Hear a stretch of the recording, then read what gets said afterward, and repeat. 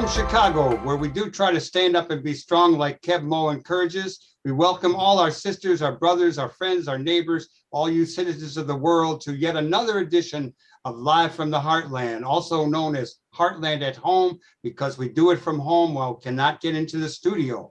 This is for the week of August 14th. It's number 64, and we have a big lineup of guests. From the Active Transportation Alliance, we have Kyle Whitehead.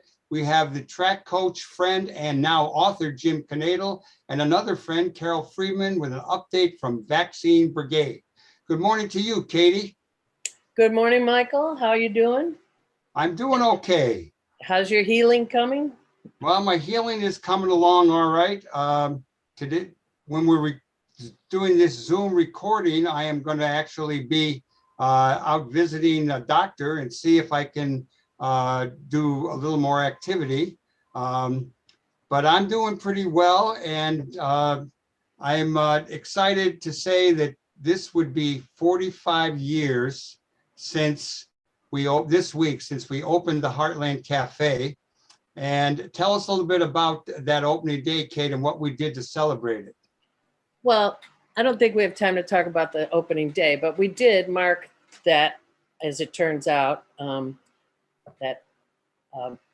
that anniversary, August 11th, by saving the bleachers from outside the former Heartland Cafe site. The old bleachers were still there. And Michael, you could tell us where we got those bleachers. Well, a lot of people said if those bleachers could talk. A lot of things went on in those bleachers, and they were a gift to us from our sports reporter, the track coach, Gordon Thompson, who was at Loyola at the time. And these are the bleachers that were in the old alumni gym or alumni hall where the 63 Loyola basketball champs played when they won the NC2A. We had them in front of the Heartland for many years. We decided to move them to a special location. The police came while we were involved doing it. We had to answer a lot of questions. We had a lot of good interaction, and they got the okay from the alderwoman's office, and we got the bleachers now. So we'll have them back up. There'll probably be some parties in the new location, and people will get to sit on them once again. Yeah, and unexpected that it actually happened the same week as the 45th marking of opening the place. Michael, you talked to me about a really good article you read about immigration. Can you share any of that with our listeners? Yeah, I read an article in the New York Times by Miriam Jordan, and it's a report on decline in immigration threatening the growth in the rise of regional development. In this case, Northwest Arkansas, home of Walmart, Tyson Foods, and J.B. Hunt Trucking. Now, this is a growing area of the country, and in a lot of ways, for a red state, they have welcomed immigrants there. They actually passed a bill in Arkansas giving a little more leeway to immigrants coming in, but they're short of personnel to fill a lot of important positions, particularly technological positions. So I just read it and saw a lot of stories about people coming there, how there were very few people of where they had come from, how it grew, how their kids went off to college, went into the Marines, but now they're facing a shortage. And it kind of flies in the face of the immigration policies initiated by Trump and earlier, to be honest, that are now affecting growth, not only in Northwest Arkansas, but probably in places around the country. Time for a real change on our immigration policy. I also read something good this week. It was sent to me from our old co-host, Tom Clark, who's still out there. You may see his face again. One of us might need to take a vacation one time. But Paul Krugman, also of the New York Times, wrote about this investment package that was just passed, the Infrastructure Act. And he basically talked about the difference between the parties and who supported what. Republicans were very able to support things like bridges and roads and tangible physical investment, because that's all they see as real. But he calls it an outmoded view. Let me see if I can quote. Maybe we once had an economy whose productive capacity depended on visible assets like factories, machinery. These days, our most valuable companies derive their value mainly from knowledge rather than physical capacity, and spending on intangible intellectual property accounts for more than a third of business investment. And just one last quote. Beyond that, it's a somewhat surprising fact that we have much better evidence for high returns on public spending on people, especially children, than we have for high returns on infrastructure investment. This is a really thoughtful article. It's very short. I recommend it. Paul Krugman last week in the New York Times. Little follow-up on an earlier guest. We had a session on the Indigenous Peoples Day Coalition, and we'd like to report that on September 16th at 10 a.m. will be the next Cook County Board meeting, in which we will need as many of you out there to come and willing to witness, attend, be in person at 118 North Clark to try to get this Indigenous Peoples Day through. Yeah, or you could just make sure you contact your county commissioner if you don't want to go downtown. The other article that was important this week was Ezra Klein. You know that we've been harping on Senate Bill 1 all this time. Well, the Senate went to recess this week without passing it. Ezra Klein at Indivisible has a great report on what we can still do and how we should still apply pressure. And one of the more important points, because I'm going to run out of time here, is that we need to put pressure on President Biden. He really did a lot of work to get his infrastructure bill passed. It's time for him to turn his attention to the voting rights. We'll do more on this in upcoming weeks, but right now we're going to take a little station break. Thanks for listening. And we're going to be right back with our first guest, Kyle Whitehead from Active Transportation Alliance. We are back with Kyle Whitehead of Active Transportation Alliance. Thank you so much for joining us. It's been way too long since we had somebody from your organization talking with our audience. Thank you for having me on. We're excited to be here. Well, let's just kick it off because one of the things that people know most about you, whether or not they connected with ATA, is Bike the Drive, which is a fundraiser, and it's back after a year off. Why don't you tell us all about it and how the plans are coming together for it? Yes, Fifth Third Bike the Drive is back. We are thrilled to be bringing this back to Chicago. It's one of the most iconic bicycling events in the country. For folks who are not familiar, DuSable Lakeshore Drive is closed to car and truck traffic, all 8 lanes, for about 5 hours on a Sunday morning, and people can bike car free. This event is typically held on the Sunday of Memorial Day weekend, but this year, with the COVID situation, we pushed it back to Labor Day weekend. So it's coming up Sunday, September 5th. Start early in the morning at 5:30 is when the drive closes, but you can hop on at any time up until 10 o'clock. You could register at our website, 53bikethedrive.org. And, there's people who enjoy biking all around the Chicago region. And I think it's impossible not to enjoy this experience right along the lake. There's plenty of space for everybody to spread out. Obviously, there's some levels of discomfort with larger scale events during COVID, but we feel we're going to make this event as safe as possible. There's plenty of room on the drive itself. You can enter at any of 5 locations. The festival is entirely optional. You can print your rider materials at home and just slap them on your bike. So we are really excited to bring this event back to everybody in what has obviously been a difficult year and a difficult time. So being able to build community through biking, I think it's one of the most powerful aspects of riding bikes. It really brings people together, family, friends, across neighborhoods, across towns. And this event is a big part of that. So we can't wait just a few weeks away, and we invite everybody to join us. Kyle, we've had a couple of mayors in this town who we may not have liked on a number of issues, but we did like their bicycle policies. And I'm talking about Richard M. Daley, who was followed by Rahm Emanuel. How has the city improved its bike friendliness since then or because of them? Yes, I think our last several mayors have been interested in bicycling for sure, and the city has made investments over time. But unfortunately, I still think we're quite far from where we need to be in terms of making it safe for people to bike to get where they need to go. In particular, we lack low stress bicycle routes to get people from point A to point B, right? Things like protected bike lanes and off street bicycle routes. That's really what's necessary to get people riding. Most people are not comfortable riding in the street next to cars and trucks, even if there's a painted bike lane or a sharrow, a picture of a bike stenciled into the street.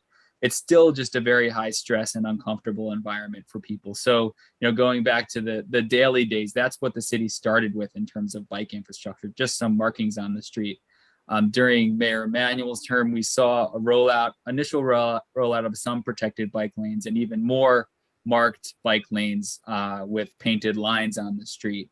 And we've seen Mayor Lightfoot carry some of that over again, not implementing protected bike lanes as quickly or as far reaching as we would hope. And I think people riding bikes all across the city would hope. There's a somewhat of a protected bicycle network in the downtown area for folks who are familiar. You got Dearborn, and then a few east-west routes as well that are really comfortable environments. But once you get out into the neighborhoods, you have lots of supersized roads, lots of high-speed car and truck traffic, and not a lot of high-quality bike infrastructure. So Chicago is a really great city to bike. We're relatively flat. There are so many popular destinations and neighborhoods across the city, but we need to connect those destinations with low-stress bike routes, and that's what we fight for every day with our supporters from all across the region. I know that you have worked not only for bike safety, but also for walker safety and other kinds of non-car transportation awareness. But can you tell us how ATA has been involved in the response to the tragic death in May of Kevin Clark in Logan Square at a well-known to be dangerous intersection there, Western and Fullerton, I think, around that? Yes. Yeah, this is a really tragic story. Kevin Clark, who became famous, he was the drummer in the School of Rock movie when he was a child, and remained friends with Jack Black and others involved in that production throughout his life. He was riding his bike through what is a very familiar intersection for people who ride bikes in Chicago around Logan Boulevard and Western Avenue, and he was hit and killed. And there was an outpouring of support and sympathy for Kevin's family after that crash, and also an outpouring of a need for action from the city, because this area in particular had long been recognized as unsafe for people walking and biking. We had actually done a report back in 2018 in partnership with the Logan Square Neighborhood Association, looking at the crash data and just how unsafe that area is and what the city could do to improve upon it. Unfortunately, none of those recommendations were implemented, and 3 years later, Kevin was hit and killed. So we worked with his family to host a rally and an event to honor Kevin and remember Kevin and push for improvements at this intersection, so that more families don't have to go through what Kevin's family went through. And just for me personally, working with members of Kevin's family, it still gives me the chills thinking about it, because they were in a very difficult time, obviously dealing with this tragedy, but they wanted to dedicate their time and their efforts to helping make sure that the other families don't end up in this situation, not just in Logan Square, but in neighborhoods all across the city. So we want to make sure that we're doing right by Kevin and doing right by his family. And there have been some encouraging talks about possible improvements. So we're trying to put the pressure on the city and make sure that they follow through on making that intersection safer. Kevin Whitehead, we know that they're in Kyle, I apologize. No problem. We know that in our society, there's clearly a racial divide. That's true in the city too. And I'm wondering if in the bike community, a similar racial divide exists. Yeah, I mean, there are issues with race across society, and the bicycle community is certainly no different.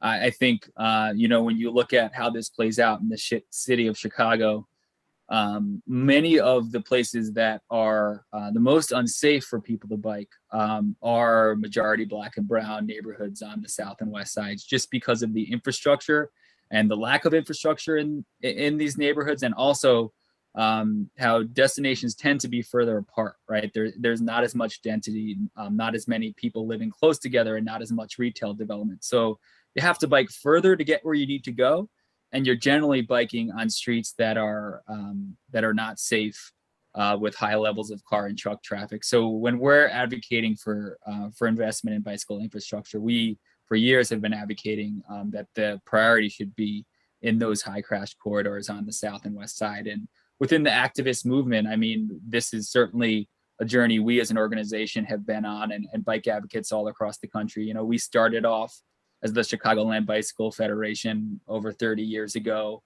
majority white staff talking about biking in a way that wasn't always as inclusive as it should be. The reality is people of all races and all income levels bike. In particular, lower income folks with tend to be more likely to bike for transportation, to get to work, to visit family, to get to visit parks and enjoy time outside. So, every day in our advocacy, we're focusing on racial equity and trying to center the needs of people in the highest need communities in the Chicago region, and both in the city and the suburbs. That tends to be areas that are majority Black and majority brown.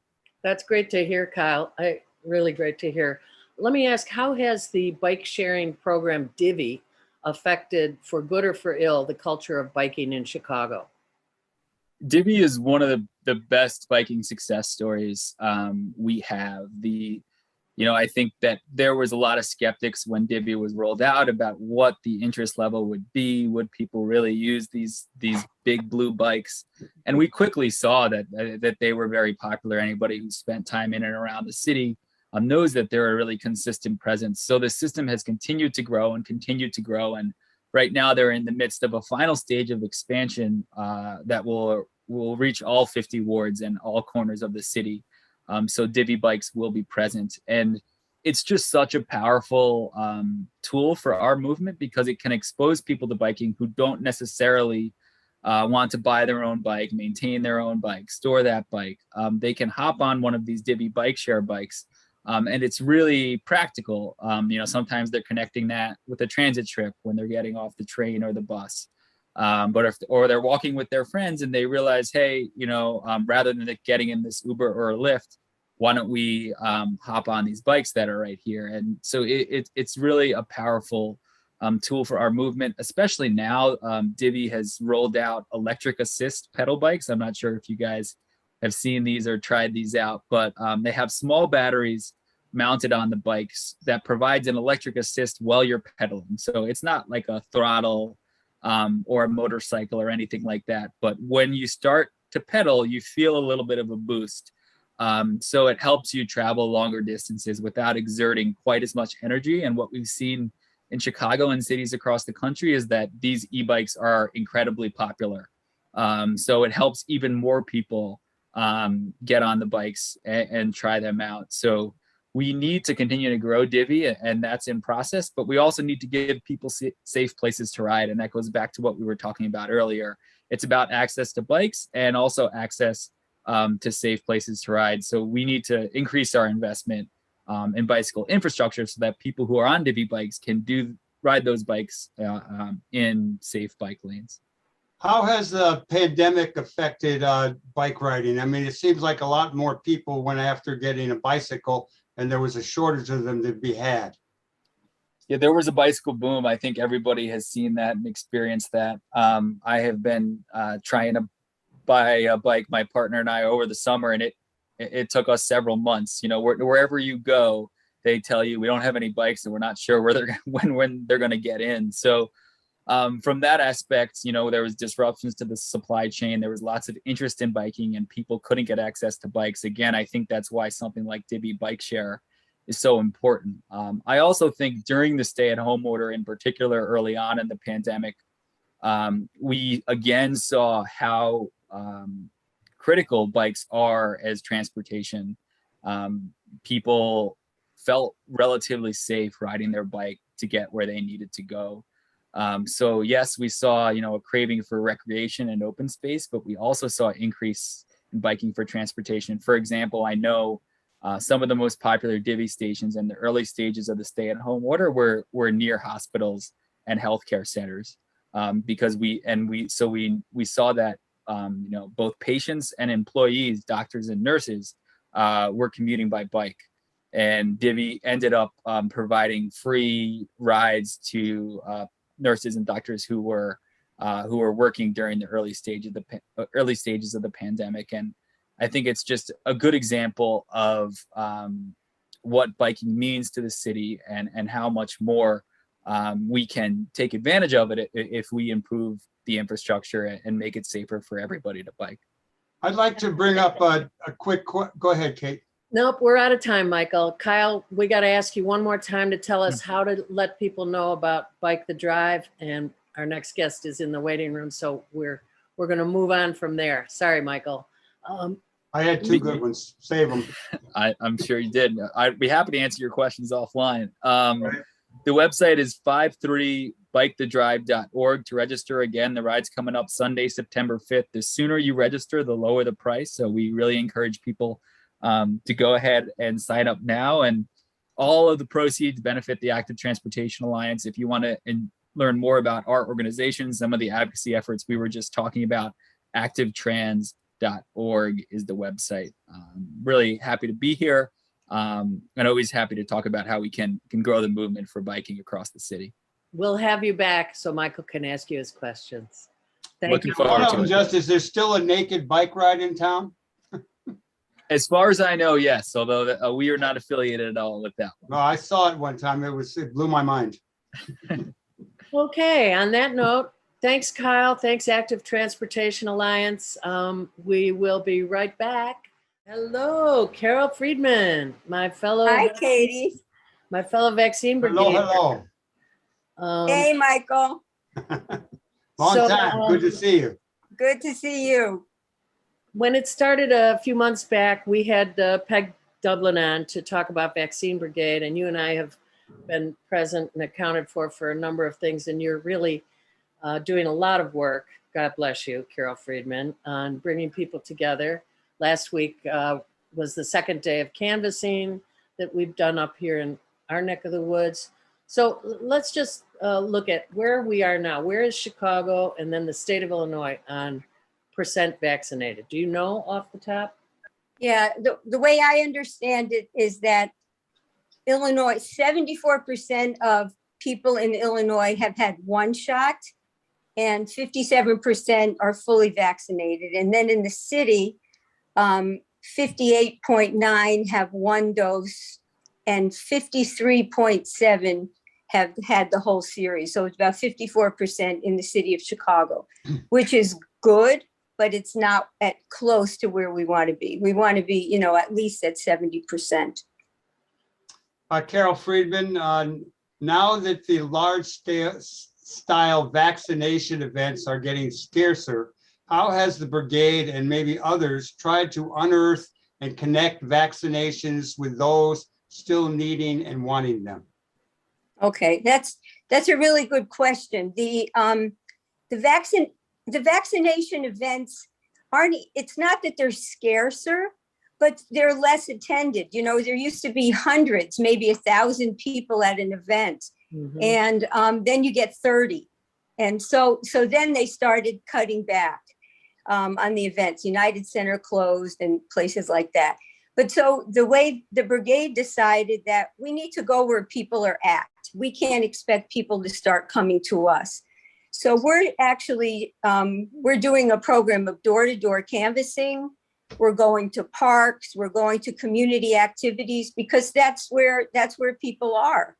The Chicago Department of Public Health has started a program. They started a couple of months ago where they're doing door-to-door canvassing in different areas that are that have high unvaccinated numbers, mostly in the south side and west sides, and one way northwest.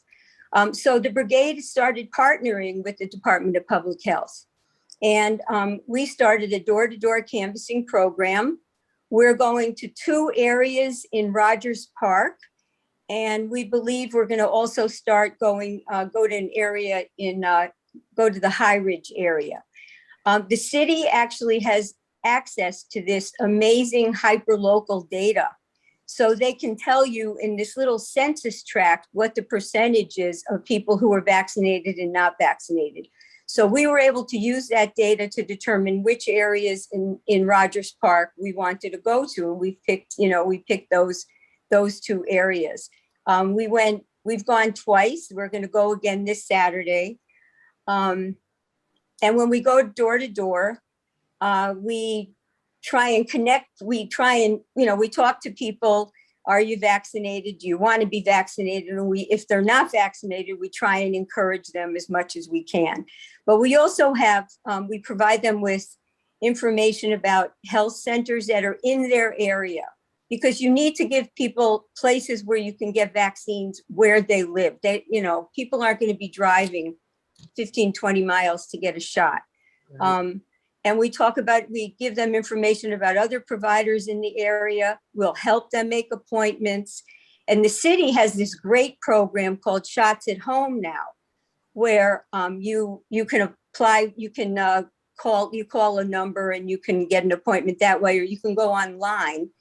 And the city will come to your house.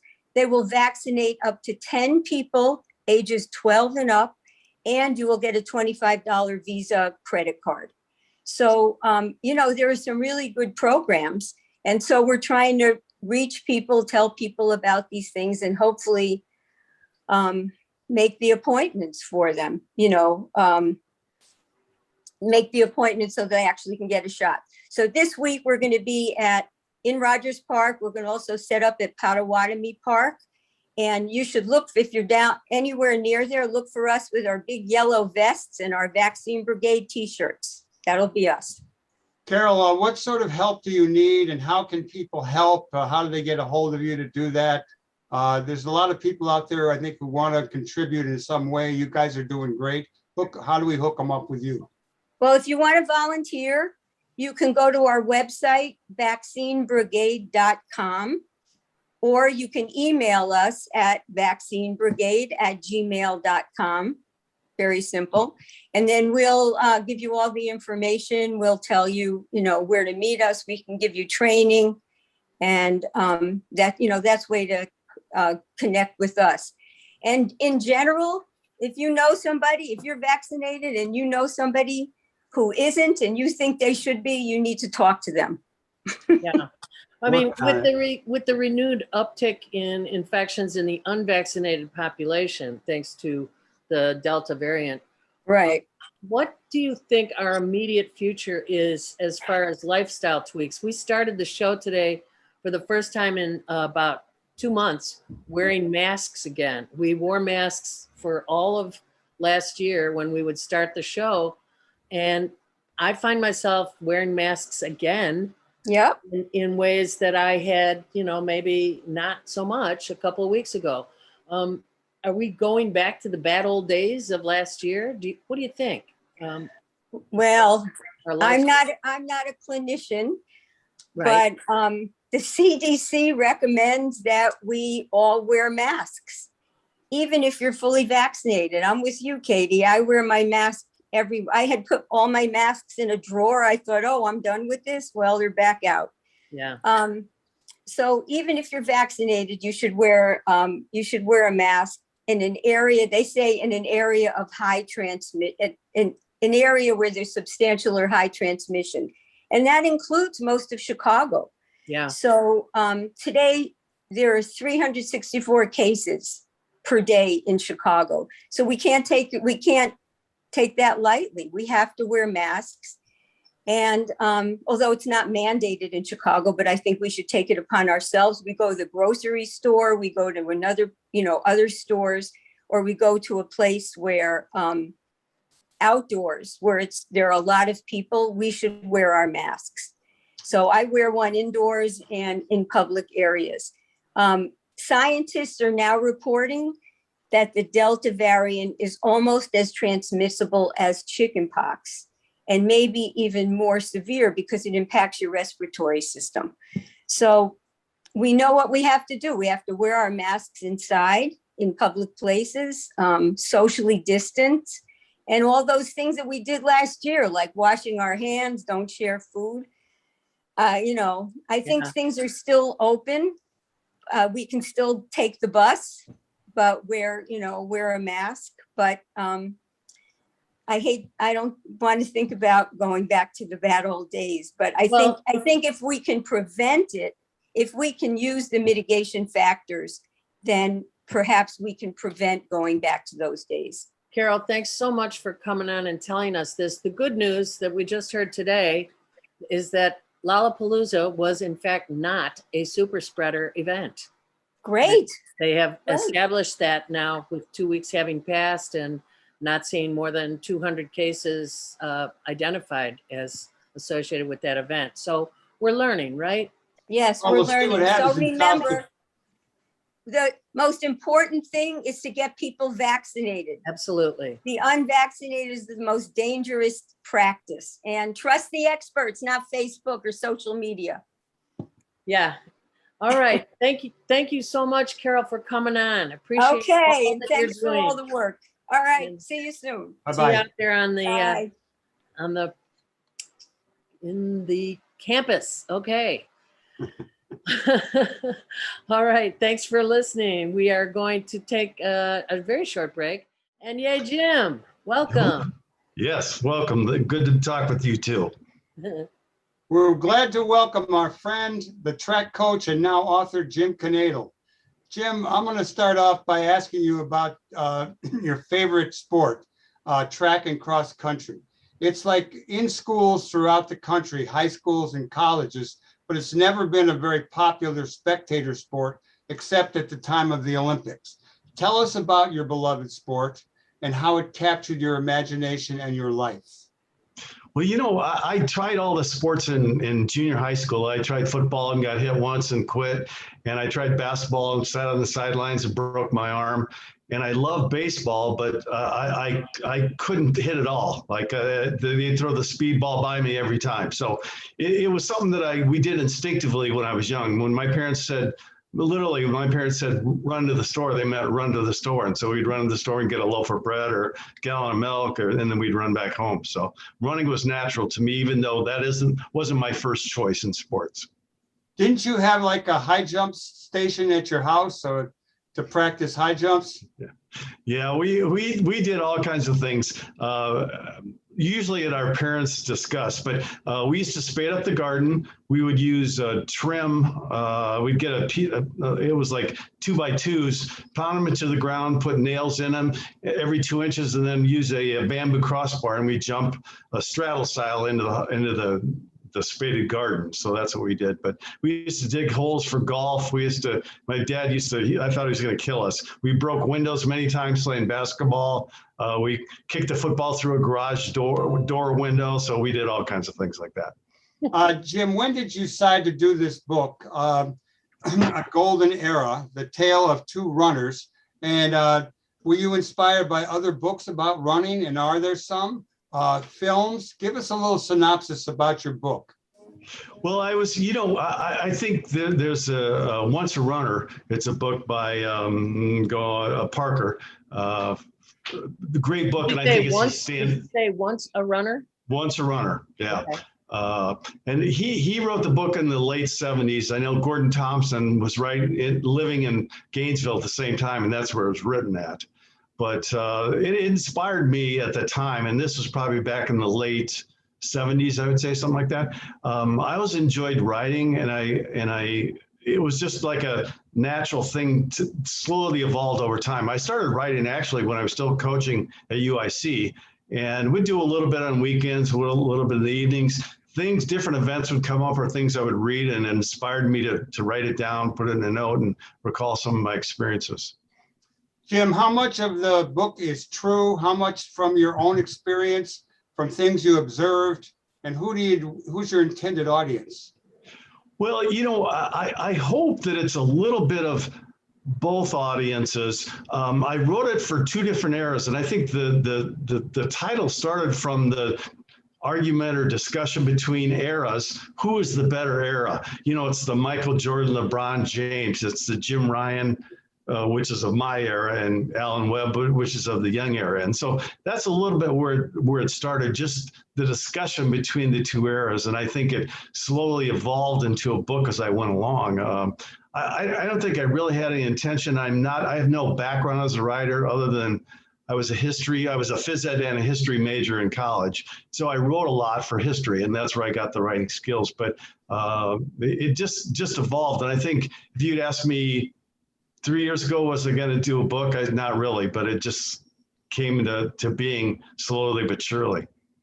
That's very impressive. Look, this book is full of splits, finals, times, records of personal bests set at various meets, relays, invitationals. Did you keep copious journals in your high school years and later in your coaching years? And I mean, how did you wind up every single race you had the top four, their initials, their times, and you had the coach, of course, calling out the splits as they rounded. How long did it take you to write this book? Well, probably, all told, honestly, probably 5 years, but more since I've retired from college coaching. But I was a college coach for 35 years, and I ran at University of Iowa, not successfully, but I ran. And it was just something that occurred over time. You realize you have facts.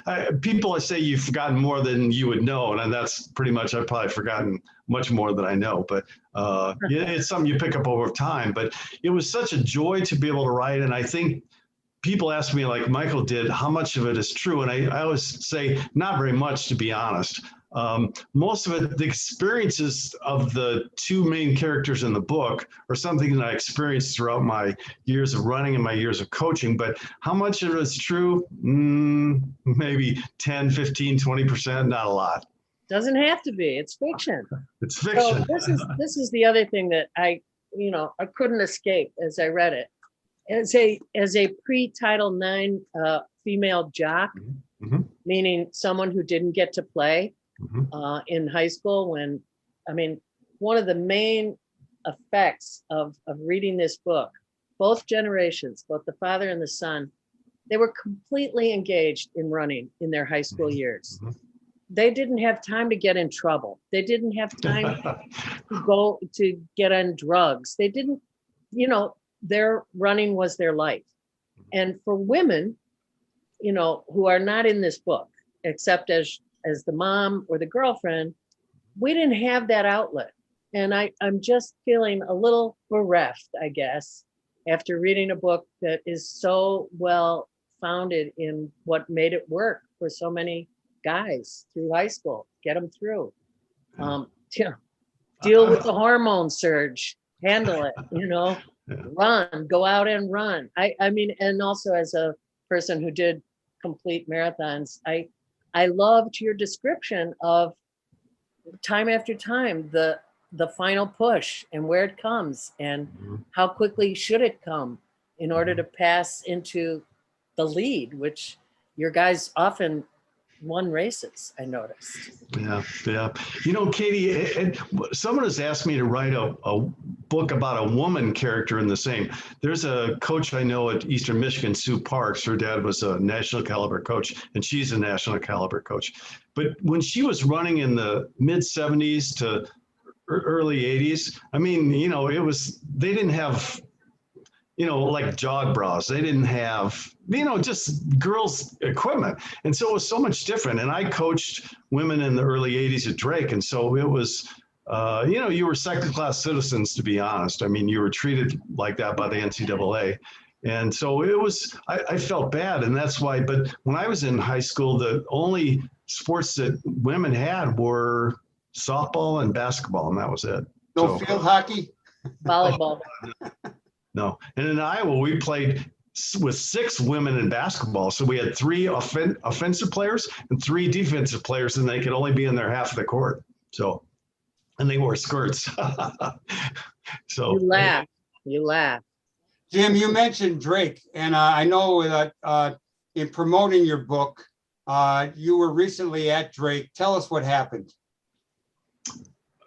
No, I'm not sure the story you're leading into. You put some flyers on some cars and I was at the state meet trying to promote the book, and I was went to a parking ramp and put flyers on the windshields of the car. And then I went into the open areas and started putting on the windshields, and a cop came up to me and told me I had to leave. And he asked me how many I'd actually put around on cars. And I said, oh, just a few. Well, I'd probably put like 200 or 300. So, but I wasn't able to go back to campus to put any more because it was the first day of the state meet. And as a result, I missed the last 2 days of state meet. But, it's part of the adventure. That sounds like the kind of stunt we'd pull. Yeah, that's true. what do you hope that competitive athletes, regular runners, even just readers get from a golden era? Well, I hope that they see, one, what it's like to grow up in each era. And actually, it was easier to write the 70s era than it was the 2000s, even though I was coaching athletes at the time in the 2000s. But just to see the shortcomings, because when you compare, one era to the other, it's not fair because you deal with different things. I mean, I ran all my high school track meets on cinders. A lot of times just in Chuck Taylor low-cut shoes. That was my training shoe. Now they have great tracks, great shoes, great training. They have the internet, they have computers, it's so much different. And so to compare the eras is it's not fair. And I always think one of the things that my college coach ran against Jesse Owens. So when Jesse Owens, we've probably all heard of the Big Ten meet, he set 3 world records and tied a 4th. My coach raced against him at that meet. And so I have a connection from then. And I watched Carl Lewis many, many times in this era, get his 9 Olympic gold medals. And so it's, you're seeing the difference between the two. I couldn't help but notice, it's interesting to hear you say it was easier to write about the 70s. Because I couldn't help but notice that in the 70s runner, you included the politics of the time pretty regularly. Right. Hard to avoid. There were assassinations. There was the building movement against the war. You also included something that you didn't return to at the end of the book, and I don't want to do a spoilers alert, but you didn't make, it's not a spoiler. You mentioned a guy, a sad case named Kevin, who was getting close to a priest, and the result of that, and you never really put it together the way I put it together immediately, as any of us Catholic types would, unfortunately. Yeah. But I'm so glad you included it as a piece. Powerful. And that was all entirely fictional, but it's from my years. I was raised a Catholic like Katie, you were, and I say raised, but the effect I understand the profound effect it had on children of that generation. I mean, there were in Boston over 800 kids were abused. It was terrible. But I wanted to, I like the subtlety. One of the things that I'll give you an example of subtlety. One of the characters you'll see in this, I have a second book, is Black. And I don't think I try to put subtle things to see if you'd pick that up in the book. People probably don't, but I'm more subtle than in your face slam it. Yeah, you were very subtle on that too, because there was only one time where where somebody else referred to one of the players as, well, you're the only you're the only African-American on the team. And at that time, it smacked me in the face as saying, wow, we've had this entire book about sport without talking about race. But that's what I liked about I think that's what sports does. It brings races together. I always think that's what it's done. I mean, he's your teammate. He's not Black. He's not white. He's not Mexican. He's your teammate. And that's what I wanted to really emphasize. I wanted to make you slightly aware of, what they were like, but not be a point to the book. Yeah, My understanding is, Jim, that you have two more books coming along. One of them is almost ready. And I'm wondering if you could tell us a little bit about those and what you learned from your first round of in the self-publishing world. What I learned about self-publishing is it's much harder than you think it is. I would say it's like training for a marathon, Katie. You know, when you sign up to do it, you think to yourself like, oh, this is going to be fun, or it's going to be, well, it'll be fun, but it's going to be a hell of a lot of work. And that's what doing a book. And I realized how ignorant, and I use that word truly, I was about what it was going to take to publish a book. But I enjoyed the process. And actually, a good story. When I first wrote it, I actually wrote just one book. I gave it to an editor, and she read through it and gave me corrections and blah, blah, blah, blah. And she said, you realize how long this book is? And I said, well, I don't know. Well, I said, it's 250,000 words. And she said, that would be longer than War and Peace. Like, well, I didn't know. I didn't have a clue. So I automatically had two books, and I didn't realize that I had to cut it in the middle, more or less. So the initial book is of the high school years. The second book is of the college years, the same two characters. So I think it's a lovely book for anybody in track and field to read. I think it's got some really lovely pieces to it. You do get a feeling of the meditative quality of running when you talk about the Sunday runs. The rest of it seems pretty much of a grind, to be honest. But that's it is. But that's what it is exactly in sports. But you did manage to give a good feel for the magic of running. Jim, you've been posting some chapters online. You want to share that with our watchers and listeners? Well, my webpage is Tale of Two Runners, taleoftworunners.com. So if you go there, you can download chapters of the first 9 chapters of the book, because I want people, you know, I think all of you, Katie and Michael, you were in sales more or less. You all had a restaurant, and you've got to find ways to market. And one of the ways that I've discovered is, like, if you give people a chance to read a little bit of it, if they enjoy it, they'll maybe buy the book, and that's my hope. So it's like I'm tantalizing them with some first 9 chapters out of about 25. So hopefully it'll get them a feel for, do they like, because honestly, people may think like this is the boring as hell, or they may think I really like this character. So, you know, the only way they'll find out is read it. And so that's my hopes that they'll get started. When's the next one coming out, and what's its name? The second one's A Long Road Ahead. It's the college years of the two characters, so it goes back and forth just like it did in the initial book. It's at the publisher right now, and will probably be, you know, that's another thing. You always think it's going to be out in, you know, July, and it's not out till November. Well, I think it'll be the end of this month or early September, because it's been written already, and it's just, I've got a cover and I've got the layout of the book and everything. So just waiting for them to tell me it's ready and I can look at it.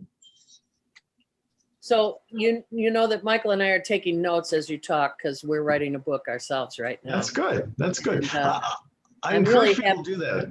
We're really happy for your accomplishment here and the accomplishments that await you with the next 2. So we'll keep talking.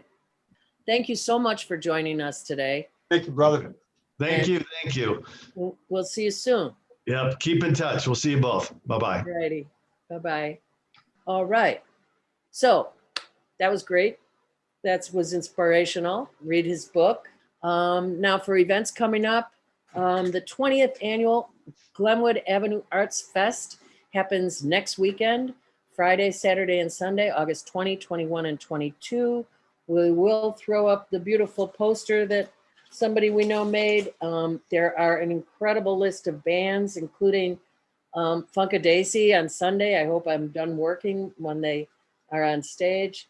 White Mystery, a slew of bands, and all the artwork you can stand. Glenwood Avenue Arts Fest is the day that our neighborhood turns into, I don't know, New Orleans for the day. Okay. Housing Opportunities for Women hosts a Day of Giving, August 25th, 2021. We'll talk more about that when we have one of them on our show. We also have the Picnic and Movie in Potawatomi Park on Friday, August 27th, featuring music, crafts, games, and much more. Fun starts at 6 p.m. The movie starts at 8:30. And I'd like to call your attention to the upcoming Zine Mercado. The Zine Mercado will be held on Sunday, August 29th at the Comfort Station in Logan Square, right there at Logan Boulevard and Kedzie. It's a great little event. People produce their own little zines. And I think that Oscar Areola will be a guest either next week or the week after, tell us all about zines. Thanks to our Live from the Heartland team, Gwen Brown, Lynn Orman Weiss, James Porter, and now Live from the Heartland on Spotify. Go to Spotify podcast and type in Live from the Heartland, Google Podcast. Do good in the world, people. The world needs all the good that we do. All power. All power to the people.